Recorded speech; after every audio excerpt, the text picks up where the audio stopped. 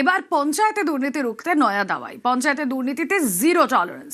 প্রধানদের হাতে থাকবে না আর্থিক ক্ষমতা। পঞ্চায়েতে সরকারি আধিকারিকের হাতে আর্থিক ক্ষমতা।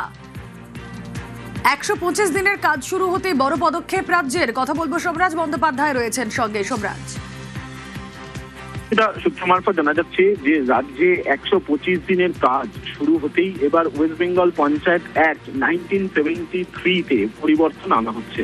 অর্থাৎ এই আইনে সংশোধন আনা হচ্ছে এবং সংশোধন এনে এতদিন যে আর্থিক ক্ষমতা দায়িত্ব ছিল বিভিন্ন গ্রাম পঞ্চায়েতের প্রধানদের ওপর, এবার সেই আর্থিক ক্ষমতা সরকারি আধিকারিকদের দেওয়া হচ্ছে। অর্থাৎ বিভিন্ন পঞ্চায়েতের যারা এক্সিকিউটিভ অ্যাসিস্ট্যান্ট রয়েছে তাদের হাতে এবার এই ক্ষমতা যাচ্ছে। ইতিমধ্যেই এই আইন সংশোধন করার জন্য প্রয়োজনীয় প্রস্তুতি নিতে শুরু করেছেন রাজ্য। বিধানসভায় বিল আকারে পেশ করে সংশোধনী আনা হতে পারে, অথবা রাজ্যের তরফে অর্ডিন্যান্স জারি করা হতে পারে। এই দুটির মধ্যে যে কোনো একটি উপায় নিয়ে এই সংশোধন করা হবে, তেমনটাই সূত্র মারফত খবর পাওয়া যাচ্ছে। এই 100 দিনের কাজের থেকে আমরা দেখেছিলাম এতদিন গ্রাম পঞ্চায়েতের প্রধানদের হাতে আর্থিক ক্ষমতা ছিল। এমনকি 15 finance commission, state finance commission, এই প্রকল্পের খরচগুলির ক্ষেত্রে গ্রাম পঞ্চায়েতের প্রধানদের আর্থিক ক্ষমতা দেওয়া ছিল। এমনকি টেন্ডার করার ক্ষেত্রেও গ্রাম পঞ্চায়েতের প্রধানদের হাতে আর্থিক ক্ষমতা দেওয়া ছিল। কিন্তু এবার থেকে সেই আর্থিক ক্ষমতা থাকবে না। ইতিমধ্যে মুখ্যমন্ত্রী শুভেন্দু অধিকারী প্রয়োজনীয় নির্দেশ পঞ্চায়েত দপ্তরকে দিয়েছেন বলেই নবান্ন সূত্রে খবর। এটা কি আরো বিশেষ করে এই পদক্ষেপ করা হলো কারণ এই 100 দিনের কাজে বহু গরমিল দুর্নীতি আমরা দেখেছি তৃণমূল সরকারের আমলে হয়েছে? দেখো, অবশ্যই একটা কারণ অবশ্যই, যেহেতু এর আগে তৃণমূল কংগ্রেস সরকারের সময় 100 দিনের কাজ নিয়ে দুর্নীতির অভিযোগ উঠেছিল।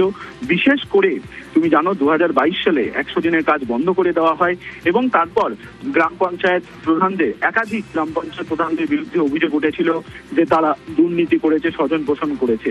অবশ্যই এটা একটা কারণ যে এই বদল আনার। দ্বিতীয়ত কারণ, দেখা যাচ্ছে রাজ্যে সরকার পালা বদলের পর একাধিক গ্রাম পঞ্চায়েত প্রধান তারা কাজ করছেন না, তারা নিখোঁজ রয়েছেন, অনেককে খুঁজে পাওয়া যাচ্ছে না।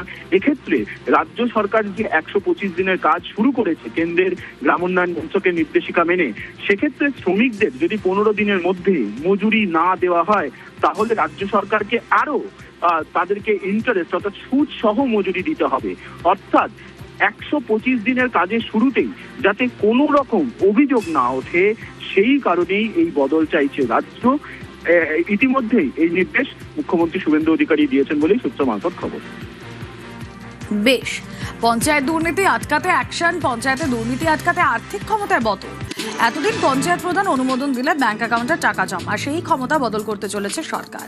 পঞ্চায়েতে সরকারি আধিকারিকের হাতে আর্থিক ক্ষমতা। এবার সরকারি আধিকারিক অনুমোদন দিলে অ্যাকাউন্টে টাকা।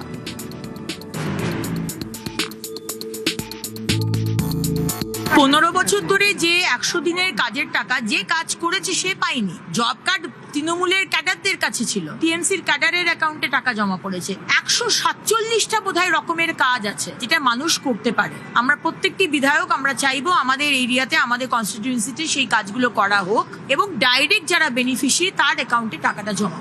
এখন পঞ্চায়েত তৃণমূলের হাতে আছে, আগামী দিন আবার পঞ্চায়েত কার হাতে যাবে এটা বিষয় নয়। বিষয়টা ইম্পর্টেন্স হচ্ছে মাননীয় মুখ্যমন্ত্রীর যে নির্দেশ আসল বেনিফিশিয়ারির অ্যাকাউন্টে যেন যায়।